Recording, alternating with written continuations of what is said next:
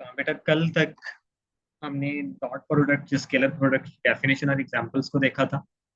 आज next step पे हमने मूव करना है और नेक्स्ट स्टेप है स्केलर प्रोडक्ट या डॉट प्रोडक्ट की खुसूसियात या करेक्टरिस्टिक्स क्या होती हैं। और लॉन्ग क्वेश्चन जब पेपर में आता है तो वो ये पूछता है डिफाइन स्केलर प्रोडक्ट, राइट और mention it's any four characteristics. आपने इसके कोई से चार करेक्टरिस्टिक्स एक्सप्लेन करने होते हैं, वो हमने बताना होते हैं। तो स्टार्ट लेते हैं नंबर वन से। बेटा पहला जो करेक्टरिस्टिक है डॉट प्रोडक्ट का, ये डॉट प्रोडक्ट कम्यूटेटिव होता है। तो हम इसको ये भी बोल सकते हैं कि कंडीशन ऑफ कम्यूटेटिविटी या कम्यूटेटिव लॉ, कुछ भी लिख ले। ज्यादा इजी वर्ड है कम्यूटेटिव लॉ। इसमें हमने लिखना ये होता है the dot product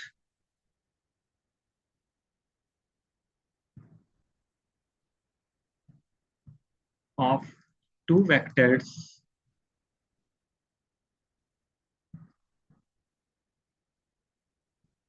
is commutative.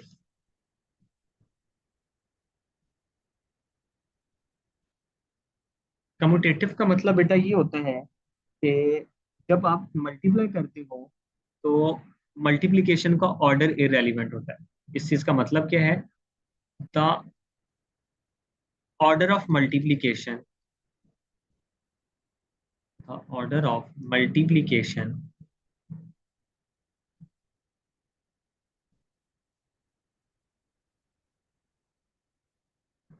Is irrelevant।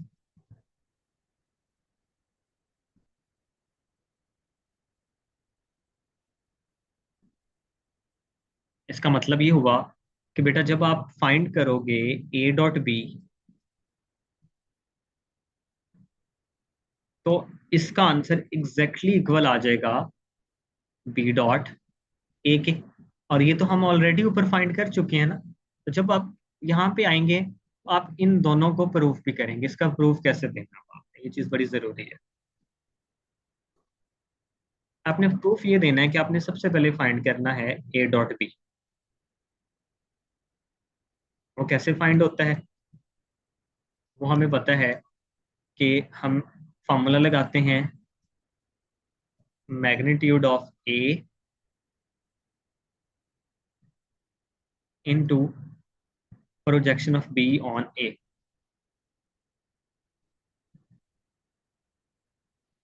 Projection B on A. अब इसके लिए जरा डायग्राम को दोबारा से कंसीडर कर लेते हैं कि ये डायग्राम थी हमारे पास। वेक्टर ए इसकी टेल के साथ कोइंसाइड करता था वेक्टर बी। इस तरह के ये कॉमन ओरिजिन पे पड़े थे और एंगल इनके दरमियान था थीटा। अब क्वेश्चन ये है कि हमने बी का प्रोजेक्शन लेना है, तो आप यहां से एक परपेंडिकुलर ड्रॉ करोगे और यहाँ पे प्रोजेक्शन लिखोगे बी का, बी कॉस थीटा। और ये वाली वैल्यू मुझे पता है बी साइन थीटा, ये कल की डिस्कशन है हमारी। तो यहाँ पे वैल्यूज क्या लिखोगे? ए डॉट बी, इधर लिखोगे ये ए, और projection of B on A का आंसर है बी कॉस थीटा। इसका आंसर आ जाएगा A B cos of theta. ये आ गया ए डॉट बी। इसको आपने कह लेना है ये हमारा रिजल्ट नंबर वन है। अब अगले स्टेप के ऊपर आपने बी डॉट ए फाइंड करना है। B dot A which is equal magnitude of first vector, that is b, magnitude of b into projection of a on b,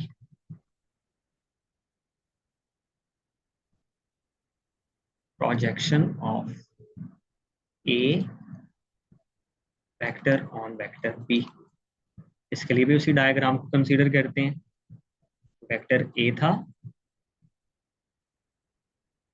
और ये वेक्टर b था, सच दैट इनकी टेल्स के दरमियान जो एंगल है वो थीटा है।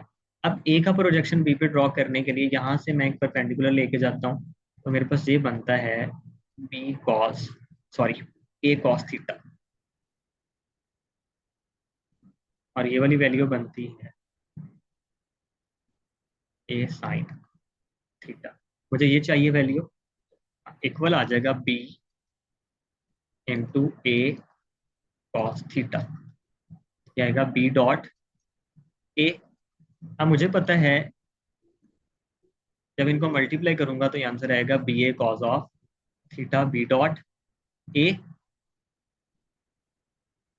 ये दोनों मैग्नीट्यूड्स हैं तो इनका तो ऑर्डर हम चेंज कर सकते हैं, कोई फर्क नहीं पड़ता। ये आ जाएगा A B cos of theta which is equal to B dot A. This is result number 2। अब फ्रॉम रिजल्ट 1 एंड 2 हमने कंक्लूड क्या किया?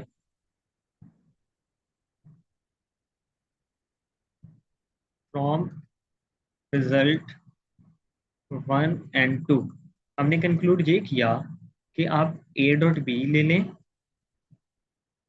तो इसका आंसर एग्जैक्टली इक्वल आ रहा है बी डॉट ए के, और ये फर्दर इक्वल होता है A B cos of theta के। मतलब कि order matter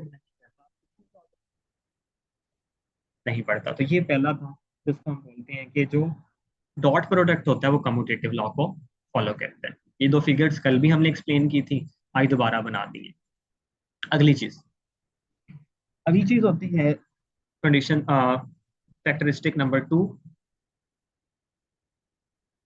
condition of perpendicularity या परपेंडिकुलर वेक्टर्स लिखते हैं।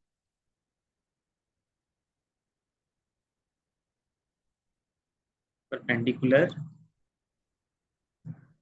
वेक्टर्स। अच्छा, जब दो परपेंडिकुलर वेक्टर्स को बेटा आप उनका डॉट प्रोडक्ट लेते हो ना, तो म्यूचुअली परपेंडिकुलर वेक्टर्स का डॉट प्रोडक्ट इक्वल टू 0 होता है। हम लिखते हैं the dot product of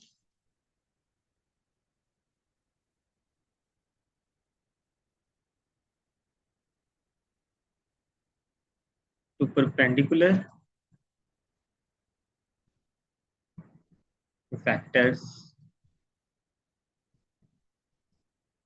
is 0। अब अगली चीज ये स्टेटमेंट क्या है तो दी है, उसके बाद इसका प्रूफ भी देना है। हेडिंग आएगी प्रूफ की। आप लिखेंगे A dot B equals A B cos of theta. अब कंडीशन इज दैट ये दोनों वेक्टर्स परपेंडिकुलर हैं। If A is perpendicular to B, if vector A is mutually perpendicular to vector B, its mean angle between them theta equals 90 degree. Sir छोटी C diagram बना ले, आपने इस तरह बनानी है। ये वेक्टर ए है और आप ये कह रहे हो कि दूसरा वेक्टर जो बी है इसके परपेंडिकुलर है इस तरह से। ये है वेक्टर बी, और इनके दरमियान जो एंगल बनता है टेल्स के दरमियान एंगल कितना है? 90 डिग्री। क्लियर होगी बात? आप यहाँ पे वैल्यूज पुट करोगे, A dot B equals A B cos of 90। Cos 90 की बेटा वैल्यू रेफरेंस दोगे, कॉज 90 पे आंसर आपको देता है 0। तो ये आंसर क्या आएगा ए डॉट बी का?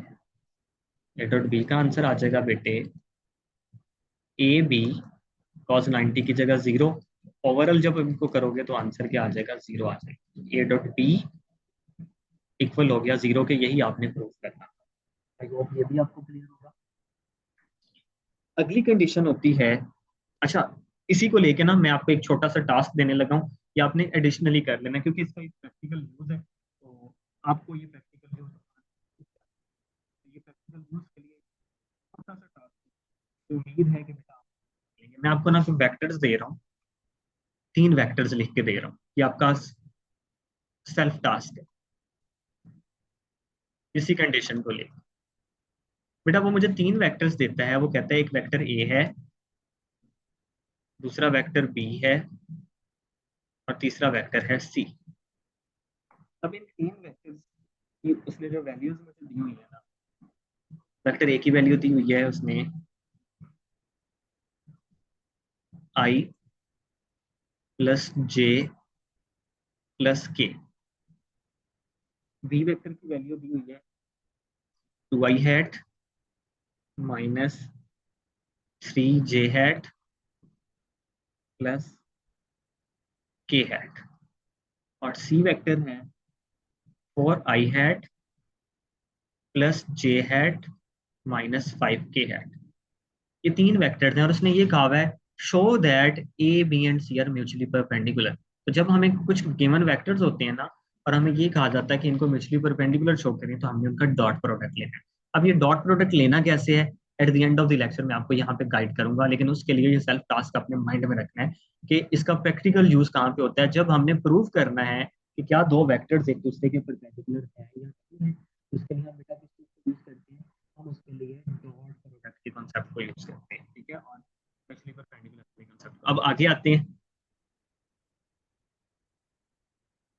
Sir condition. दोबारा एक्सप्लेन कर दें ये टास्क कब यूज होते हैं? वॉइस इश्यू था थोड़ा। बेटा जब हमने ये शो करना हो कि वेक्टर्स म्यूचुअली परपेंडिकुलर हैं या नहीं है, तो फिर हम उनका डॉट प्रोडक्ट लेते हैं। अगर उनका डॉट प्रोडक्ट जीरो आ जाता है दो वेक्टर्स का, इस चीज का मतलब ये होता है कि वो वेक्टर्स म्यूचुअली परपेंडिकुलर है। ये at the end of the lecture में आपको डिस्कस भी करवा देता हूँ कि ये असल में चीज है क्या। ठीक है, जरा एक दफा सर हम यही करेक्ट देखते हैं। एमसीक्यू जी। यही एमसीक्यू एक्सरसाइज में दिया हुआ है कि डॉट प्रोडक्ट मैक्सिमम कहाँ होता है, तो उन्होंने कहा हुआ है कि परपेंडिकुलर पर मैक्सिमम होता है। नहीं बेटा, डॉट प्रोडक्ट परपेंडिकुलर पे मैक्सिमम हो ही नहीं सकता। डॉट प्रोडक्ट जो मैक्सिमम होता है ना बेटा, वो पैरेलल वेक्टर से एंटी पैरेलल के लिए होता है। अगला वही आ रहा है पैरेलल वाला, फिर मैं आपको समझाता हूँ। ठीक है, ये जो ओके वैल्यू सर। है ना डॉट प्रोडक्ट की, ये जीरो वैल्यू होती है। क्लियर होगी बात, ये क्या वैल्यू है, जीरो वैल्यू। अब हम इसी जीरो को ही मिनिमम कंसीडर करते हैं, ये भी याद रखना आपने। मतलब लेट्स सपोज मैं आपसे पूछता हूँ, आपने अब क्वेश्चन पूछ लिया, तो work done will be zero when angle between F and D is. अब जरा क्वेश्चन समझना, उसने पूछा क्या, वर्क डन कब जीरो होगा। कल की एग्जांपल याद है हमें, हमने बेटा ये कहा था कि जो वर्क डन होता है ना वो डॉट प्रोडक्ट होता है फोर्स और डिस्प्लेसमेंट का, यही पढ़ा था। अब उसका क्वेश्चन ये है कि ये वर्क का आंसर जीरो कब आएगा। डॉट प्रोडक्ट कहाँ पे जीरो होता है, जब उनके दरमियान एंगल कितना होता है, 90। इस चीज का मतलब इस एमसीक्यू का आंसर क्या होना चाहिए था, जब फोर्स और डिस्प्लेसमेंट के दरमियान 90 डिग्री के एंगल में पुट करूंगा तो वर्क जीरो आ जाएगा। आप इसको फर्दर सॉल्व कर लो, ये देखो F D cos of theta ही बनेगा ना। हाँ, मेरी चीज तो बारी में रख देना। ठीक है, जब कॉस 90 पुट करोगे, कॉस 90 जीरो, तो वर्क डन क्या हो जाएगा, जीरो। तो इस एमसीक्यू का आंसर ये बनता है। और इस जीरो को ही हमने अपने याद रखना है, मिनिमम काउंट करना होता है। क्या काउंट करना होता है, मिनिमम। मैं पहले पैरेलल पढ़ा लूं, फिर इस पॉइंट पे मैं दोबारा आता हूँ। पैरेलल ओ, वेक्टर्स।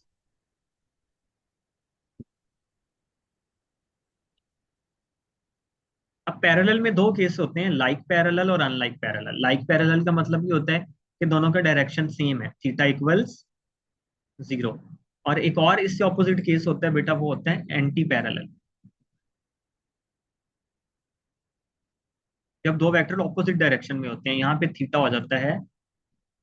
अच्छा, एक चीज तो बेटा क्लियर कट याद रखनी है, जब भी दो वेक्टर्स पैरेलल होंगे ना, उनका जो रिजल्टेंट होगा या आंसर होगा वो मैक्सिमम देगा। The dot product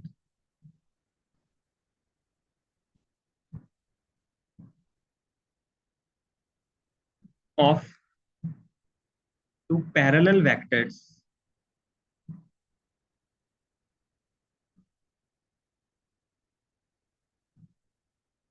is maximum. अब इस मैक्सिमम वर्ड का मतलब क्या है, actually it is equal to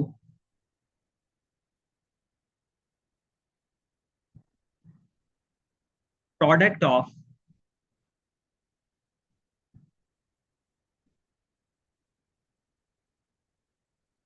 magnitudes of vectors.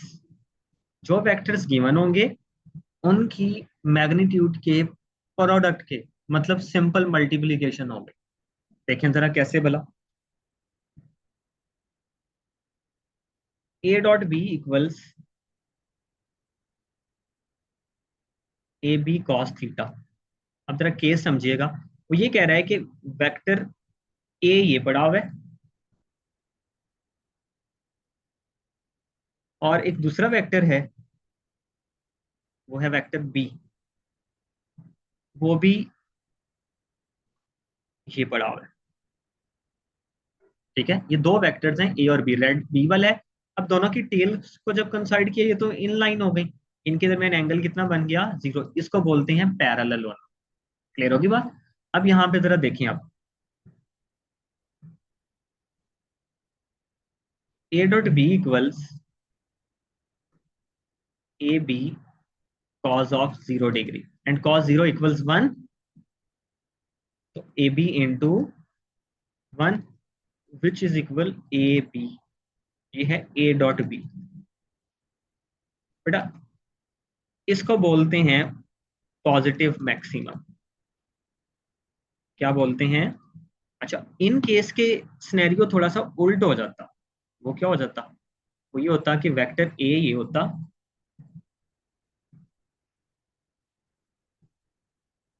और वेक्टर बी किधर होता, इस डायरेक्शन में होता। अब इनकी टेल्स के दरमियान ये एंगल बन रहा है, इसको बोलते हैं एंटी पैरेलल। तो फिर क्या होता? अब जरा सिर्फ कॉस की जगह 180 में पुट करूंगा, A dot B equals A B cos of 180। और बेटा कॉस 180 का आंसर होता है -1। आंसर आता है, तो आंसर आ गया -AB। This is A dot B. और इसको आप बोलते हो नेगेटिव मैक्सिमम। मैं ये तीन चीजें समराइज करने जा रहा हूं अगले पेज के ऊपर। पहली चीज मैंने कहा, ए डॉट बी का आंसर अगर 0 आता है तो थीटा कितना होता है, 90 डिग्री। दूसरी बात मैंने ये कही, ए डॉट बी का आंसर आता है simply their product of magnitudes A B, then theta होता है 0। और तीसरी पॉसिबिलिटी मैंने ये बताई, ए डॉट बी का आंसर -AB आता है तो थीटा इक्वल होता है 180 डिग्री। बेटा ये दोनों ही मैक्सिमम आंसर्स हैं। ये क्या है? मैक्सिमम वैल्यूज हैं, वैल्यू देते हैं। बट डिफरेंस इज दैट 0 आपको पॉजिटिव में आंसर देता है और 180 आपको किस में आंसर देता है, नेगेटिव में आंसर देता है। अब मैं आपसे एक क्वेश्चन पूछने जा रहा हूँ। Question is that which one of the following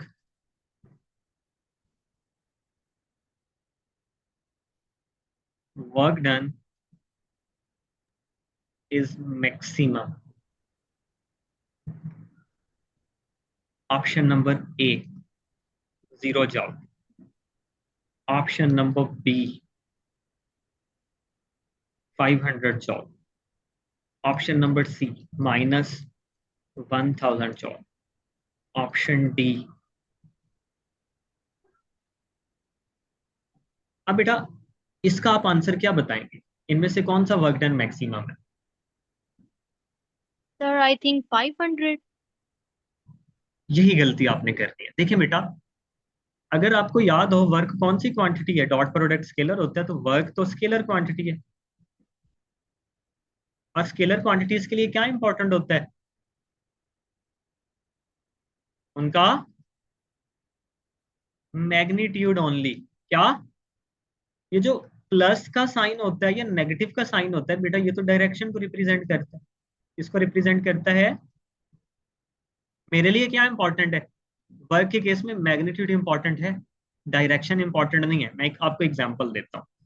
बेटा ये एक ऑब्जेक्ट पड़ा हुआ है, आप इसके ऊपर फोर्स लगाते हो और ये बॉडी कुछ डिस्प्लेसमेंट कवर करके यहाँ पे आ जाती है, तो आप कहते हो ना बॉडी ने वर्क किया इक्वल टू जितना उसने डिस्प्लेसमेंट, लेट्स सपोज उसने डी डिस्प्लेसमेंट कवर किया, W is equal to F D है। अब आप सब स्प्रे भी यूज करते हो, ठीक है, सेंट जो स्प्रे आप यूज करते हो घर में, उसका मैकेनिज्म समझो क्या होता है भला। ये बॉटल होती है, इस बॉटल के अंदर एक पाइप लगा होता है, यहाँ पे एक पिस्टन लगा होता है। आप इस पिस्टन को डाउनवर्ड प्रेस करते हो, बट लिक्विड किधर आता है? फोर्स डाउनवर्ड लगी, डिस्प्लेसमेंट किधर लगा? तो मैं क्या कहूंगा कि मेरा वर्क डन मिनिमम हुआ? नो, मेरा वर्क डन तो हुआ और मैक्सिमम हुआ। जो मेरी रिक्वायरमेंट थी वो तो पूरी हुई ना, पूरी हो गई, ये फुलफिल हो रही है, वर्क अभी भी हो रहा है। Just difference is that force और डिस्प्लेसमेंट एंटी पैरेलल पड़े हुए हैं। तो इसको मैं ये तो नहीं कहूंगा कि इस केस में वर्क डन मिनिमम है, क्योंकि वर्क डन मिनिमम होने का मतलब होता वर्क हुआ ही नहीं। तो मिनिमम वर्क डन हमेशा जीरो कंसीडर करना है, क्योंकि work is a scalar quantity. तो इस चीज का मतलब, मैं जब स्केलर क्वांटिटीज की बात करूंगा तो मैंने उनकी सिर्फ मैग्नीट्यूड देखनी है, उनको मैक्सिमम या मिनिमम कहने के लिए। यहाँ पे 1000 मैग्नीट्यूड है, नेगेटिव साइन क्या शो कर रहा है? ये शो कर रहा है फोर्स और डिस्प्लेसमेंट ऑपोजिट डायरेक्शन में थे, तो वर्क डन मैक्सिमम का आंसर यहाँ पे क्या आएगा? -1000 जॉल आएगा। तो ये कॉन्सेप्ट आपने क्लियर करना है यहाँ पे। ये जो A.B=0 है ना, ये मिनिमम पॉसिबल, कि वर्क हुआ ही नहीं, यही मिनिमम है। अब वर्क पॉजिटिव हुआ या नेगेटिव हुआ मैटर नहीं करता। मैटर ये करता है कि उसका मैग्नीट्यूड कितना है। जितना बड़ा मैग्नीट्यूड होगा उतना ज्यादा वो work done. That is way मैंने यहाँ पे दो चीजें लिखी। जब दो वेक्टर्स पैरेलल होते हैं, मतलब फोर्स और डिस्प्लेसमेंट एक ही डायरेक्शन में होते हैं, तो एंगल 0 पुट कर देते हैं। और जब एक दूसरे से ऑपोजिट डायरेक्शन में होते हैं तो एंगल 180 पुट कर देते हैं। अब फोर्स और डिस्प्लेसमेंट के एक दूसरे के ऑपोजिट होने का ये मतलब नहीं है कि वर्क मिनिमम होने जा रहा है, बल्कि इसका मतलब ये है कि अभी भी वर्क क्या होगा? मैक्सिमम होगा, because work is a scalar quantity, और स्केलर क्वांटिटी के लिए मैग्नीट्यूड देखा जाता है। ये कॉन्सेप्ट क्लियर हो गया?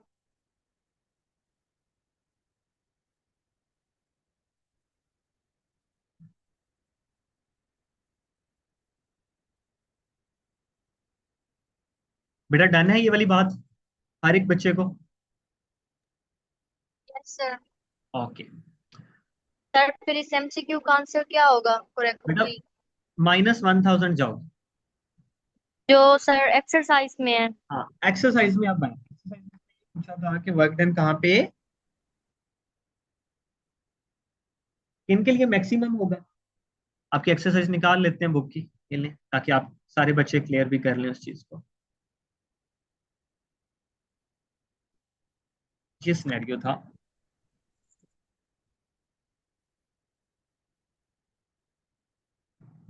जी।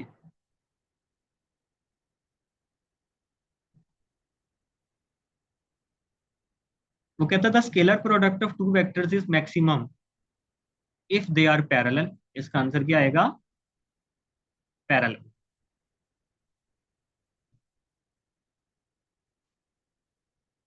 ठीक है, सर अगर एंटी पैरेलल आंसर भी हो तो फिर हम उसको भी करेक्ट उसको भी कर आप सकते करेक्ट हैं। कर सकते हो, बिल्कुल कर सकते हो। वो पैरेलल में दो चीजें आती हैं, लाइक पैरेलल और अनलाइक या एंटी पैरेलल। एंटी पैरेलल या काउंटर पैरेलल भी बोल सकते हैं उसको। एंटी पैरेलल का वर्ड ज्यादा यूज होता है। अब तो इशू नहीं है इसमें। चलें, अब मैं आपसे एक एमसीक्यू पूछूं फिर, और मुझे आप ये बताएं, किस एंगल पे वर्क डन अपनी मैक्सिमम वैल्यू का हाफ होगा? इसी डॉट प्रोडक्ट से है। एट व्हाट एंगल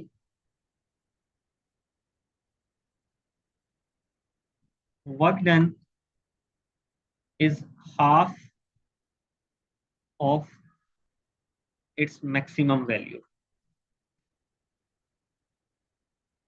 बता सकते हैं?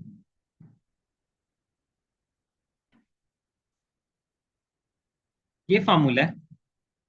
वर्क की मैक्सिमम वैल्यू तो यही हो सकती है, ये तो अब पता चल गया, सिंपली प्रोडक्ट ऑफ मैग्नीट्यूड। तो इस चीज का मतलब ये कॉस का फंक्शन डिफाइन करेगा इसके मैक्सिमम या मिनिमम होने को। ठीक है, तो उसने कहा कि इस कॉस की वैल्यू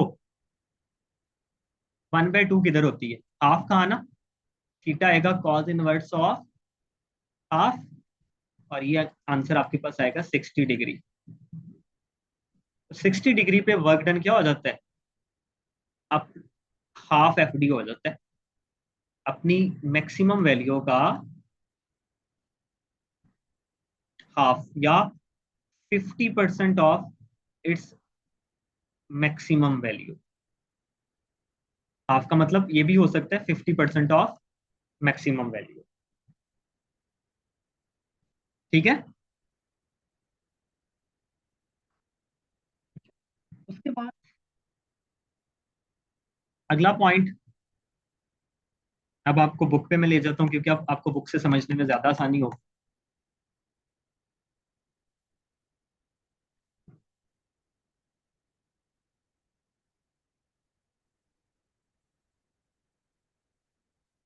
अगली बात वो करता है सेल्फ प्रोडक्ट की।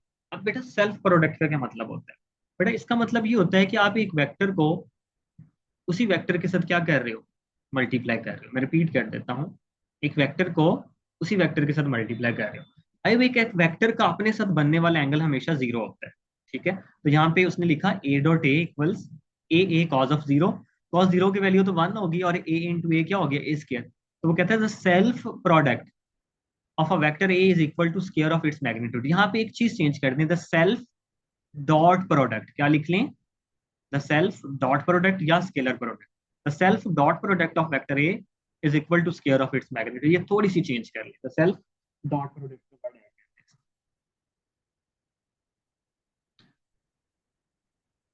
उसके बाद वो कहता है scalar product of two vectors in terms of rectangular components. ये मैं रेक्टेंगुलर कंपोनेंट्स में आपको समझाता हूँ।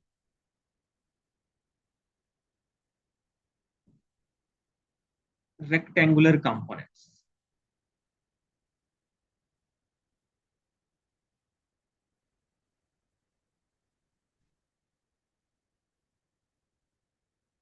बेटा लेट्स सपोज मेरे पास वेक्टर ए है। मैं आपसे कहूँ बेटा मुझे इसके रेक्टेंगुलर कंपोनेंट्स बताएं, तो आप कहेंगे सर इसके rectangular components along X Y Z axes बनाए जा सकते हैं। प्लेन में बनाएंगे तो एक्स और वाई। तो मैं इसके रेक्टेंगुलर कंपोनेंट्स ऐसे लिख सकता हूँ कि इसका एक कंपोनेंट बनेगा एक्स और दूसरा कंपोनेंट बनेगा वाई, ऐसे ही बनेगा ना। और अगर मैं जेड भी लिखना चाहता तो वो क्या बनता, ए जेड। इसमें कोई कंफ्यूजन तो नहीं है, यही बनेंगे ना इसके कंपोनेंट्स। जब इसके कंपोनेंट्स को मैं ऐड करूंगा तो ओरिजिनल वेक्टर मिल जाएगा according to head to table. इसी तरह अगर मैं आपसे कहूँ मुझे बेटा वेक्टर वी के भी रेक्टेंगुलर कंपोनेंट्स बताएं, तो आप कहेंगे सर वेरी सिंपल, इसके कंपोनेंट्स बनेंगे B X plus D B Y Y plus plus B B Z. अच्छा, एडिशनली इनको लिखने का एक तरीका मैं बता रहा हूँ। इनको लिखने का एक तरीका और भी हो सकता है, ए इक्वल्स ए एक्स।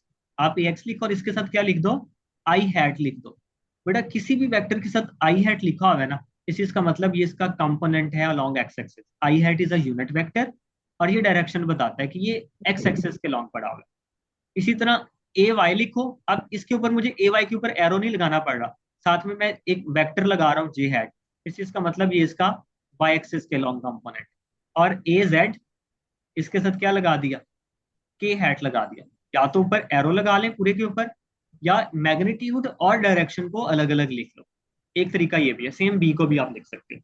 अब हमारा टारगेट जो है हम उसको बात करते हैं। हमें बेटा उसने ये कहा कि आप ए डॉट बी फाइंड करो। तो बेटा इसका बड़ा सिंपल सा तरीका होता है। उसका तरीका कार ये होता है कि बेटा आपने एक्स कंपोनेंट की मैग्नीट्यूड को एक्स के साथ मल्टीप्लाई करना है, वाई की मैग्नीट्यूड को वाई के साथ, और जेड को जेड के साथ। मैं रिपीट कर देता हूँ कैसे, एक्स की मैग्नीट्यूड को एक्स के साथ, वाई को वाई के साथ और जेड को जेड के साथ। देखिए मैं एक्स को वाई के साथ क्यों नहीं मल्टीप्लाई कर रहा, उसकी रीजन समझिएगा। आप देखिएगा जरा, ये देखें, ये वेक्टर है, एक्स एक्सिस है, ये है वाई एक्सिस, और जी इनके परपेंडिकुलर होता है। क्योंकि हमारी बुक में नहीं है लेकिन मैं सिर्फ समझाने के लिए लिख रहा हूँ। एक्स कंपोनेंट किधर होगा, इस तरफ पड़ा होगा। वाई कंपोनेंट्स किधर पड़ा होगा, इधर पड़ा होगा। और जेड किधर पड़ा होगा। अच्छा, मैं जब x को y के साथ मल्टीप्लाई करता हूँ, अब देखिएगा जरा, मैं ax वेक्टर का डॉट प्रोडक्ट लेता हूँ ए वाई के साथ, तो बेटा x और y में एंगल कितना बन रहा है। जब मैं इनका डॉट प्रोडक्ट लूंगा तो आंसर ऑटोमेटिक क्या आ जाएगा। तो मुझे x को y के साथ मल्टीप्लाई करने की जरूरत नहीं है, क्योंकि यूजली जो बच्चे को लगता है, बच्चे को बेटा ये लगता है, वो कहते हैं सर हम तो इसको ऐसे सीखा हुआ है जब हम बचपन में मैथ करते थे, ए x plus A Y plus ए जी लिख लें। अब ये समझिएगा जरा इस चीज को, और फिर साथ में क्या लिख लें, डॉट लगाएं और अब दूसरा वेक्टर लिख लें। अब मैं सिर्फ समझाने के लिए एक स्टेप ऐड करने जा रहा हूं आपको।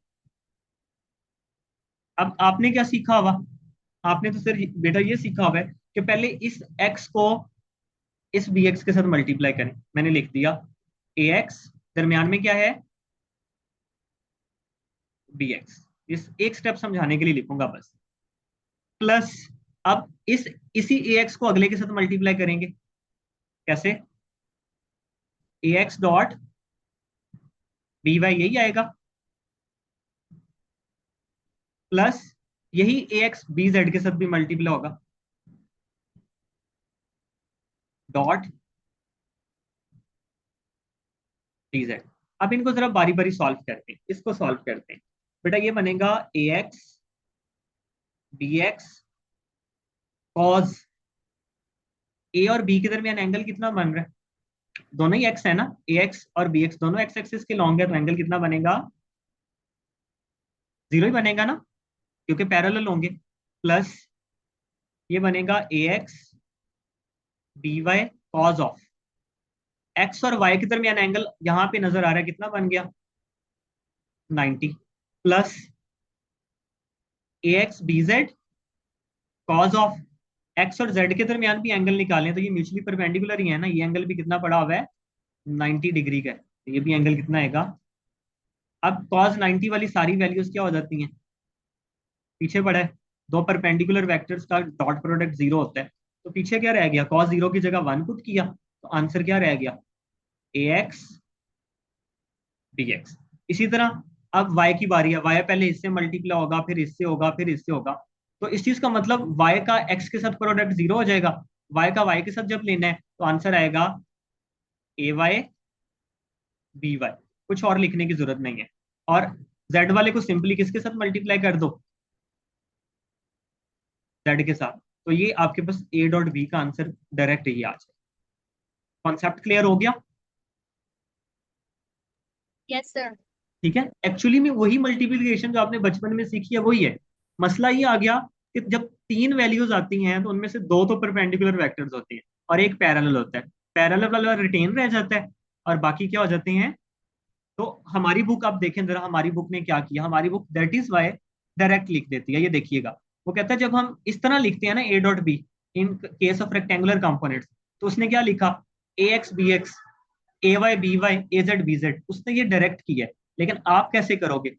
आपने बेटा जब करना है तो आप पहले बताओगे उसको कि मेरे रेक्टेंगुलर कंपोनेंट्स कौन से थे। आप पहले ये वाली वैल्यू लाजमी लिखोगे कि ए ये था, बी ये था। उसके बाद आप पहली फॉर्म ये वाली लिखोगे और देन डायरेक्ट लिख दोगे ए x B x, a Y B y, a Z B Z. अब मैं इसको नीट करके लिख देता हूँ। हमने कहा था ए है ए x plus A Y plus ए जी। बल्कि आप जेड को नहीं भी लिखते तो कोई फर्क नहीं पड़ता। और B X plus B Y plus B Z.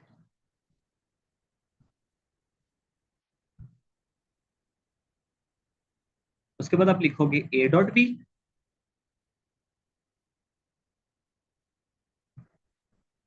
X plus A Y plus A Z, arrows आएंगे ऊपर, डॉट